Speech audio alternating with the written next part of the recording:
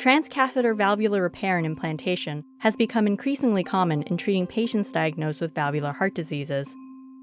While conditions such as aortic stenosis, mitral regurgitation, and tricuspid regurgitation have traditionally been treated with open surgery, transcatheter aortic valve replacement is indicated for patients with severe aortic stenosis, regardless of their surgical risk, and transcatheter mitral valve repair is indicated for degenerative mitral regurgitation for patients at high surgical risk, and for severe functional mitral regurgitation, regardless of surgical risk.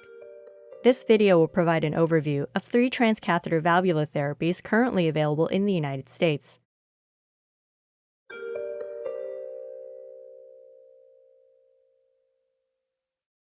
Transcatheter valvular repair and implantation was first developed as a treatment for aortic stenosis.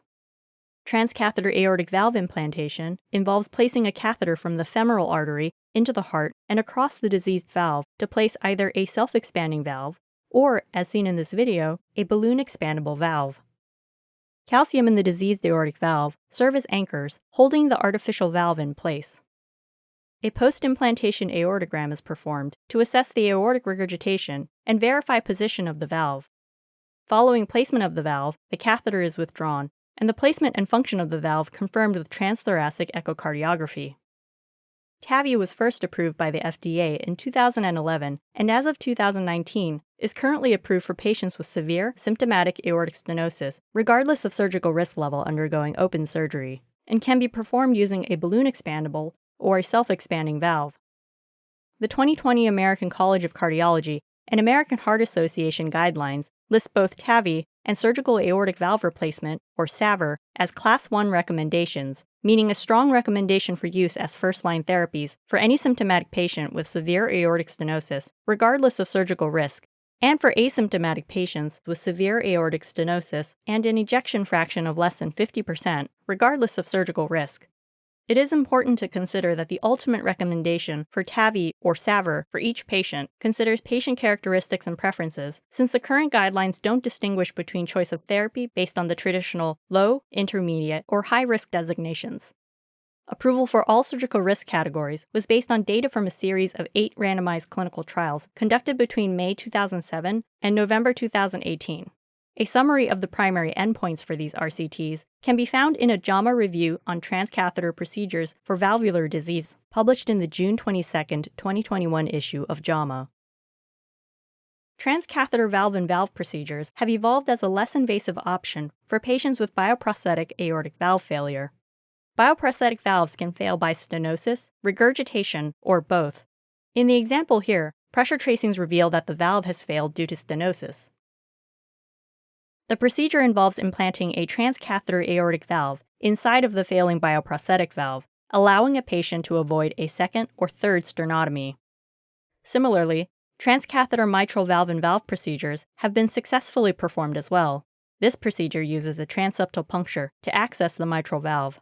Then, an aortic valve prosthesis is implanted within the failing bioprosthetic mitral valve, and studies have demonstrated a low complication rate and low 30-day mortality. Transcatheter mitral valve edge-to-edge repair is a treatment option for mitral regurgitation and is performed under general anesthesia with fluoroscopic and transesophageal echocardiography guidance throughout the procedure. The device is inserted through the femoral vein and requires a transeptal puncture to access the left atrium. The device is advanced across the left atrium and across the mitral valve into the left ventricle, grasping the anterior and posterior leaflet of the mitral valve to approximate the leaflets at the location of the regurgitant jet.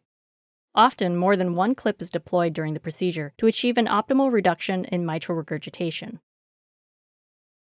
In the current ACC/AHA guidelines, for degenerative or primary mitral regurgitation, mitral valve surgery is a Class 1 indication for patients with severe symptomatic mitral regurgitation and for asymptomatic patients with left ventricular ejection fractions of less than 60%.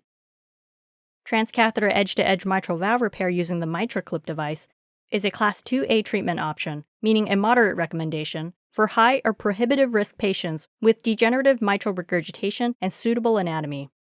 In patients with severe functional or secondary mitral regurgitation, the guidelines recommend mitral valve surgery as a Class 2B recommendation, meaning weak recommendation, only if guideline-directed medical therapy has failed and patients continue with persistent New York Heart Association Class 3 to 4 symptoms.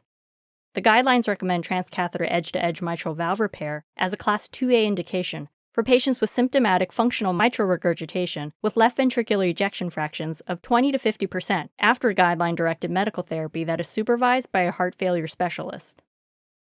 3 randomized clinical trials conducted between September 2005 and March 2017 investigated the safety and efficacy of transcatheter edge-to-edge repair in patients with moderately severe or severe mitral regurgitation and functional mitral regurgitation. The endovascular edge-to-edge repair study 2 data led to the initial FDA approval of the technology for degenerative mitral regurgitation therapy in high-risk patients.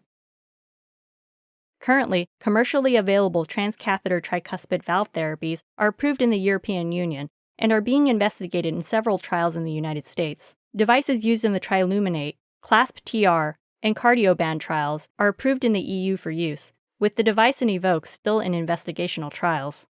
The devices for CLASP-TR, TRILUMINATE, and EVOQUE are in pivotal trials in the US, with CardioBand in the early feasibility study stage. For more information on this and other procedures and trials discussed in this video, read the full clinical review at JAMA.com.